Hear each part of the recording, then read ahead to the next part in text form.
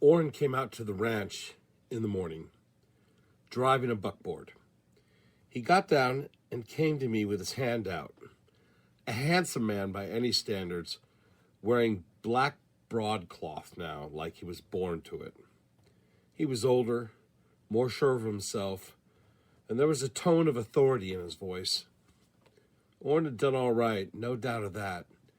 And beneath it all, he was the same man he had always been, only a better man because of the education he had given himself and the experience behind him. "It's good to see you, boy." He was sizing me up as he talked, and I had to grin, for I knew his way. "You've had trouble," he said suddenly. "You've been hurt." So I told him about Martin Brady and the Rosemarie, my brief term as marshal, and the showdown. When he realized how close I'd come to cashing in my chips, he grew a little pale. "Tyrel," he said slowly, "I know what you've been through. But they need a man right here. They need a deputy sheriff who is honest. And I sure know you'd never draw on anybody without cause." "Has somebody been saying the contrary?" I asked him quietly. No, of course not," he spoke hastily, and I knew he didn't want to say who, which was all the answer I needed. Of course, there's always talk about a man who has to use a gun. Folks don't understand. He's paused. "I suppose you know I'm married." "Heard about it. Has Laura been out to see Mom?" Orrin flushed. "Laura doesn't take to Ma.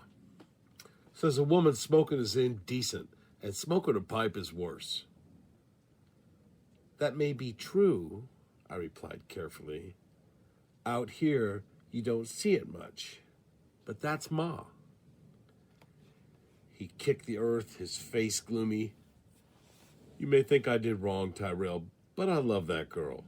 She's different, Tyrel. She's so pretty and so delicate and so refined and everything. A man in politics, he needs a wife like that. And whatever else you can say about Jonathan, he's done everything he could to help me." I'll bet I said to myself, I'll just bet he has. And he'll want a return on it, too.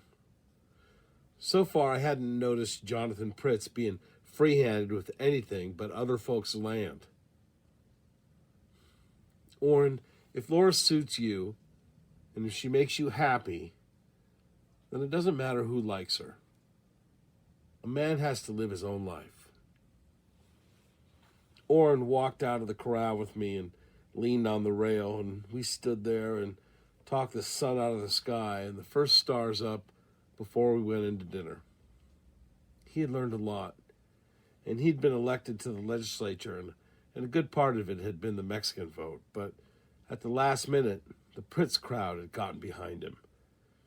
He had won by a big majority, and in politics, a man who could command votes, he can be mighty important.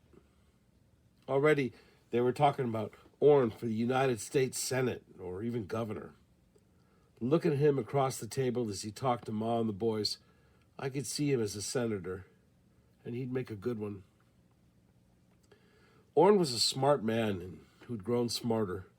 He had no illusions about how a man got office or kept it, yet he was an honest man, seeking nothing for himself beyond what he could make in the natural way of things. "I wanted Tom Sunday for the deputy job," Orrin said. He turned it down, saying he didn't need any handouts. Orrin looked at me. "Ty, I don't mean it that way. I like Tom, and I needed a strong man here." "Tom could have handled it," Cap said. "That's bad, Tom feeling that way." Orrin nodded. "It doesn't seem right without Tom. He's changed, Cap. He drinks too much, and that's only part of it. He's like an old bear with a sore tooth. And I'm afraid they'll be killing if he keeps up." Orrin looked at me. "Tom always liked you. If there is anybody can keep him in line, it will be you. If anybody else even tried, and that includes me, he would have to go for his gun. All right. Miguel rode over on the second day, and we talked. Drusilla did not want to see me. He'd been sent to tell me that. Why, Miguel? Because of the woman your brother has married. The senorita believes the hatred of Jonathan Pritz killed her father. I am not my brother's keeper, I replied slowly. Nor did I choose his wife. I looked at him. Miguel, I love Drusilla. I know, Tyrel. I know.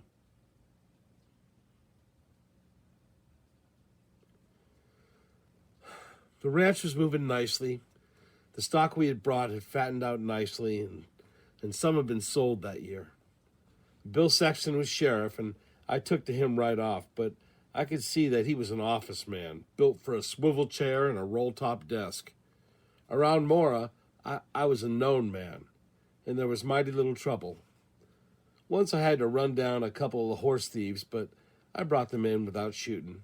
After trailing them to where they were holed up, then, after they'd turned in, I engined down there and got their guns before I woke them up. Only once did I see Tom Sunday. He came into town, unshaven, and looking mighty unpleasant. But when he saw me, he grinned and held out his hand. We talked a few minutes and had coffee together, and it seemed like old times. One thing, he said, you don't have to worry about. Reed Carney is dead. What happened? Chico Cruz killed him over to Sirocco.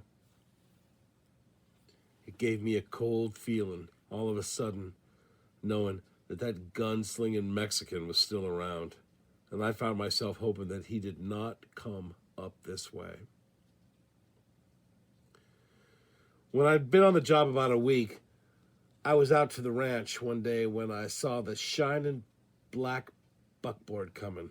Only it wasn't Orrin driving. It was Laura. I walked down from the steps to meet her. How are you, Laura? It's good to see you. It isn't good to see you, she spoke sharply, and her lips thinned down. Right at the moment, she was a downright ugly woman. If you have any feelings for your brother, you will leave here and never come back. This is my home. You'd better leave, she insisted. Everybody knows you're a vicious killer, and now you've wheedled the deputy's job out of Sexton, and you'll stay around here until you've ruined Orrin and me and everybody. She made me so mad. So I said, what's the difference between being a killer and hiring your killing done? She struck at me, but I just stepped back, and she almost fell out of the buckboard. Catching her arm, I steadied her, and she jerked away from me. If you don't leave, I'll find a way to make you. You hate me and my father, and if it hadn't been for you, there wouldn't have been any of this trouble. I'm sorry. I'm staying. She turned so sharply that she almost upset the buggy and drove away, and I couldn't help wondering if Orrin had ever seen her look like that. She wasn't like that. She wasn't like that hammer-headed roan I said she was like. That one was a whole damn sight better. Ma said nothing to me, but I knew that she missed Orrin's visits, which became fewer and fewer. Laura usually contrived to have something important to do or somewhere important for him to be whenever he thought about coming out. There was talk of wrestling by Ed Fry, who ranched near Tom's place, and we had several complaints about Tom Sunday, whatever else Tom might be. He was an honest man. I got up on Kelly and rode the big red horse out to Sunday's place. It was a rawhide outfit. I mean, in the Western way, where a term like that is used to mean an outfit that's held together with rawhide, otherwise it would fall apart. Tom Sunday came to the door when I rode up, and he stood leaning against the door jamb, watching me tie my horse. "That's a good horse, Ty," he said. "You've always had a feeling for a good horse." He squatted on his heels, and he began to build a smoke. Hunkering down beside him, I made talk about the range and finally asked him about his trouble with Fry. He stared at me from hard eyes. "Look, Ty, that's my business. You leave it alone." "I'm the law, Tom," I said mildly. "I want to keep the peace if I can do it. I don't need any help, and I don't want any interference." "Look, Tom, look at it this way. I like this job. The boys do all there is to do at the ranch, so I took this job. If you make trouble for me, I may lose out." His eyes glinted a little with sardonic humor. "Don't try to get around me, Ty. You came down here because you've been hearing stories about me and you're worried. Well, the stories are a damn lie and you know it." "I do know it, Tom. But there's others. The hell with them." "That might be all right for you, but it isn't for me. One reason I came down was to check on what's been happening. Another was to see you. We four were mighty close for a long time. Tom, we should stay that way." He stared out gloomily. "I never did get along with the high and mighty brother of yours, Ty. He always thought he was better than everyone else." "You forget, Tom. You helped him along.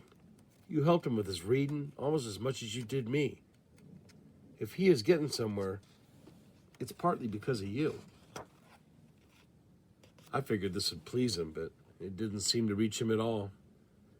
He threw his cigarette down. "I got some coffee," he said, and straightening up, he went inside. We didn't talk much over coffee, but just sat there together, and I think we both enjoyed it. Often on the drives, we would ride for miles like that, never saying a word, but with a kind of companionship better than any words.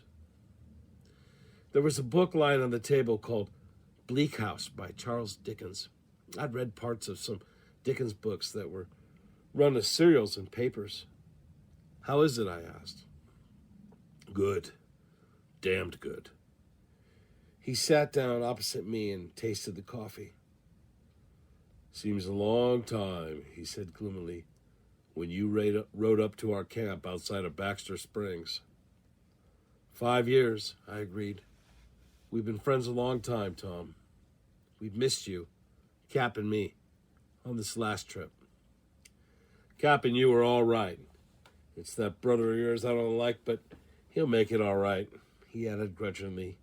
"He'll get ahead and make the rest of us look like bums."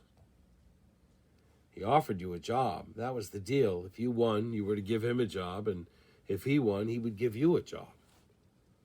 Tom turned sharply around. "I don't need his damn job. Hell, if he hadn't been there for me, he'd have never have had the idea of running for office."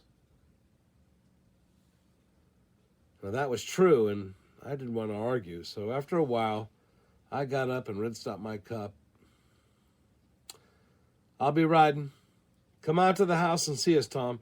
Cap would like to see you, and so would Ma." Then I added, "Orrin isn't there very much." Tom's eyes glinted. "That wife of his, you sure had her figured out right. Why, if I ever saw a double-crossing, no-account female, she's the one. And her old man, I hate his guts." When I stepped in the saddle, I turned for one last word. "Tom, stay clear of Ed Fry, will you? I don't want any trouble." "You're the one to talk." He grinned at me. "All right, I'll lay off. But he sticks in my craw." Then I rode away, he said. "My respects to your mother, Ty." Riding away, I felt mighty miserable, like I'd lost something good out of my life. Tom Sunday's eyes had been bloodshot. He was unshaven, and he was careless about everything but his range. Riding over it, I could see that whatever else Tom might be, he was still a first-rate cattleman. Ed Fry and some of the others had talked of Tom's herds increasing, but by the look of things, it was no wonder, for there was good grass, and he was keeping it from overgrazing, which Fry nor the others gave no thought to, and his water holes were cleaned out. And at one place, he built a dam in the river to stop the water, so there would be plenty to last. There was no rain, and the months went by, and the rains held off, and the ranchers were worried, yet Tom Sunday's stock, in the few times I rode that way, always looked good. He had done a lot of work for a man whose home place was in such rawhide shape, and there was a good bit of water dammed up in several washes, and spreader dams he had put in had used the water, and he had gotten a better effect, so he had better grass than almost anybody around. Ed Fry was a sorehead. A dozen times I'd met such men, the kind who get something in their craw and they can't leave it alone. Fry was an ex-soldier who had never seen any combat, but he was a man with little fighting experience anywhere else. And in this country, a man who wasn't prepared to back his mouth with action was better off if he kept still. But Ed Fry was a big man who talked big, and he was too egotistical to believe anything could happen to him. One morning, when I came into the office, I sat down and said, "Bill, you could do us both a favor if you'd have a talk with Ed Fry." Sexton put down some papers and rolled a cigar in his jaw. "He been shooting his mouth off again?" "He sure has. He came to me secondhand, but he called Tom Sunday a thief last night. If Tom hears about that, we'll have a shooting. In fact, if Cap Roundtree heard it, there will be a shooting." Sexton glanced at me. I wouldn't want you to hear it," he said bluntly, "or Warren either. If I figured to do anything about it, I'd take off this badge. There's no place in this office for personal feelings." Sexton studied the matter. "I'll talk to Ed, although I don't believe he'll listen. He only gets more bullheaded. He said the investigation you made was a cover-up for Sunday, and both you and Orrin are protecting him." "He's a liar, and nobody knows it better than you, Bill. When he wants to bear down, Tom Sunday is the best cattleman around. Drunk or sober, he's a better cattleman than Ed Fry will ever be." Sexton ran his fingers through his hair. "Try. Let's make Ed put up or shut up. Let's demand to know what cattle he thinks is missing, and what exactly makes him suspect Sunday. To make him put his cards on the table." "You do it," I said. "He'd be apt to say the wrong thing to me. The man's a fool, talking around the way he is." Since taking over my job as deputy sheriff and holding down that of town marshal as well, I'd not had to use my gun, nor had there been a shooting in town in that time. I wanted the record to stand, but what concerned me most was keeping Tom Sunday out of trouble. Only sometimes there isn't anything a man can do, and Ed Fry was a man bound and determined to have his say. And when he said it once too often, it was in the St. James Hotel up at the Cimarron, and there was quite a crowd in the saloon. Clay Allison was there having a drink with a man from whom he was buying a team of mules, and that man was Tom Sunday. Cap was there. Cap saw it all. Cap Roundtree had a suspicion that trouble was heading for Sunday when he found out that Fry was going to Cimarron. Cap already knew that Sunday had gone there, so he took off himself, and he swapped horses a couple of times, but he didn't beat Fry to town. Ed Fry was talking when Cap Roundtree came into the St. James. "He's nothing but a damned cow thief," Fry said loudly. That Tom Sunday is a thief, and those Sackets protect him. Tom Sunday had a couple of drinks under his belt, and he turned slowly, and he looked at Ed Fry. Probably Fry hadn't known until then that Sunday was in the saloon, because according to the way Cap told it, Fry went kind of gray in the face, and Cap said you could see the sweat break out on his face. Folks had warned him what loose talk would do, but now he was face to face with it. Tom was very quiet. When he spoke, you could hear him in every corner of the room. It was that still. Mr. Fry, it comes to my attention that you have, on repeated occasions, stated that I was a cow thief. You have done this on the wildest supposition and without one particle of evidence. You have done it partly because you are yourself a poor cowman, as well as a very inept and stupid man. When Tom was drinking, he was apt to fall into a very precise way of speaking, as well as using all that highfalutin language he knew so well. You can't talk to me like that. You have said I was a cow thief, and you have said the Sackets protect me. I have never been a cow thief, Mr. Fry, and I have never stolen anything in my life, nor do I need protection from the Sackets or anyone else. Anyone that says I have stolen cattle or that I have been protected is a liar, Mr. Fry. A very fat-headed and stupid liar. He had not raised his voice, but there was something in his tone that lashed at a man like a whip. And in even the simplest words, the way Tom said them, there was an insult in them. Ed Fry lunged to his feet, and Tom merely watched him. By the Lord! Ed Fry grabbed for his gun. He was a big man, but he was a clumsy one. And when he got the gun out, he almost dropped it. Sunday did not make a move until Fry recovered his grip on the gun and then started to bring it level. And then Tom palmed his gun and shot him dead.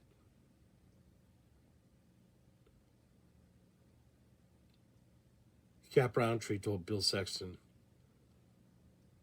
and Orrin and me about it in the sheriff's office 2 days later. No man had ever a better chance, Cap said. Tom, he just stood there. And I figured for a minute he was going to let Fry kill him. Tom's fast, Ty. He's real fast. And the way he looked at me when he said it, it was a thing I'll never forget.